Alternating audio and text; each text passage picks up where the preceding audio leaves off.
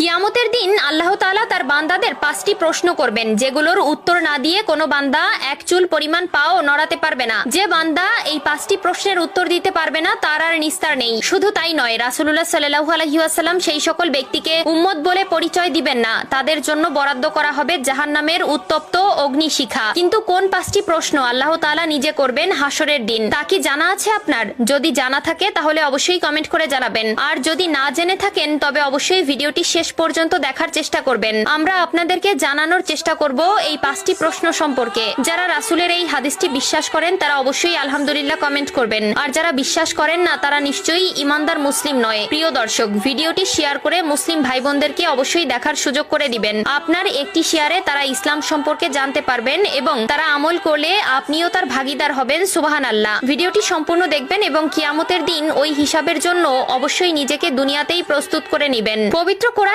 মহান আল্লাহ তাআলা দুনিয়ার কর্মকাণ্ডের জন্য পরকালের জবাবদিহিতার কথা জানিয়েছেন। এছাড়াও রাসূলুল্লাহ সাল্লাল্লাহু আলাইহি ওয়াসাল্লাম বলেছেন, কিয়ামতের দিন এই 5টি প্রশ্নের জবাব না দিয়ে তারা আল্লাহর সামনে থেকে সরতে পারবে না। স্বয়ং আল্লাহ তাআলা নিজে তার বান্দাদের কিয়ামতের দিন যে প্রশ্ন করবে তার প্রথম প্রশ্ন হলো, জীবন কোথায় নিঃশেষ করেছো? আল্লাহ তাআলা আমাদের সুন্দর একটি জীবন দান করেছেন, যার জন্য আমরা আল্লাহর কাছে চিরকৃতজ্ঞ। আল্লাহ তাআলা আমাদের দুনিয়াতে পাঠিয়েছেন তার ইবাদত করার জন্য, তার দেখানো পথে চলার জন্য, তার আদেশ নিষেধ মেনে চলার জন্য এবং শয়তানের প্ররোচনা থেকে নিজেকে বিরত রাখতে। কিন্তু আমরা আমাদের জীবন কোন পথে অতিবাহিত করেছি তার উত্তর আল্লাহর কাছে দিতে হবে। আমরা আমাদের জীবন কেমন ভাবে কাটিয়েছি তার উত্তর না দিয়ে কোনোভাবেই নিস্তার পাওয়া যাবে না। 2 নম্বরে আল্লাহ তাআলা যে প্রশ্ন করবে তা হলো, সম্পদ কোথা থেকে উপার্জন করেছো? প্রিয় দর্শক, এই প্রশ্নের উত্তর আমাদের সকলকেই দিতে হবে। আমরা হারাম পথে নাকি হালাল পথে উপার্জন করেছি তার উত্তর না দেওয়া পর্যন্ত এক চুল পরিমাণ পাও নড়াতে পারবো না। এবং অবশ্যই সুদ, ঘুষ, চাঁদাবাজি এবং খারাপ পথে উপার্জন থেকে